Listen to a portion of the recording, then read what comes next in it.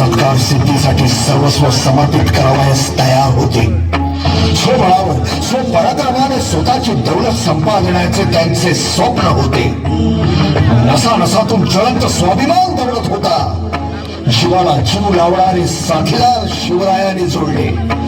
गरीब पराक्रमी मावळ्यांना हेरले. त्यांना आपल्या अंतःकरणात स्थान दिले. असे कितीतरी सवंगडी शिवरायांच्या इशाऱ्यावर प्राण देण्यास तयार होते. सर्व मावळ्यांना एकत्र करून रायरेश्वराच्या डोंगरावरती शिवबाने स्वराज्य स्थापनेची शपथ घेतली. आम्ही मराठे यवनांची पीडा नष्ट करण्यासाठी हिंदवी स्वराज्य स्थापन करत आहोत. राष्ट्रभावनेने संघटन करून देशावरील परकीयांचे आक्रमण नष्ट करीत आहोत. स्वकीय व परकीय शत्रूंचे उच्चाटन करण्यासाठी स्वराज्य स्थापना करीत आहोत. त्यात तू आम्हास यश द्यावे. हे राज्य व्हावे ही तर श्रींची इच्छा.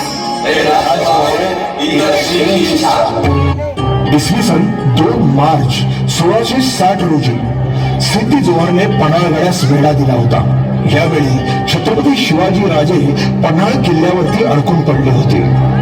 मुसळधार पावसात सुद्धा सिद्धी वेढा सोडावयास तयार नव्हता. या कठीण प्रसंगी महाराजांनी सिद्धीस तहासा निरोप धाडला. त्यामुळे सिद्धी गाफील राहिला. छत्रपती शिवरायांनी पन्हाळगडावरून विशाल गडाकडे पलायन केल्याचे समजल्यानंतर सिद्धी मसूदला छत्रपतींच्या मागावर पाठवले व त्यांचा पाठलाग चालू झाला. मसूदच्या सैन्यानं मराठ्यांना घोर खिंडीत गाठले. राजे आता उसंत नाही. 300 धारकरी घेऊन तुम्ही गड गाठा.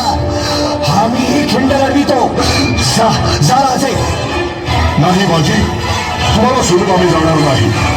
जे व्हायचं असेल ते होऊ दे. राजे आता बोलत बसायला फार वेळ नाही. एकदा वडिलकीचा मान दिला तो पाळा आणि गड गाठा. राजे गड गाठा. पण बाजी, फुलाजी, तुम्ही आमची चिंता करू नका. राजे तुम्ही गड गाठा.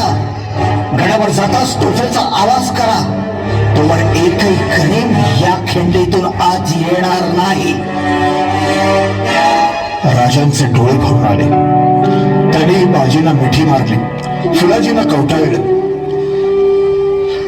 धोक्यांचा इकलोट आला आणि बाजी आणि फुलाजी दिसेनासे झाले.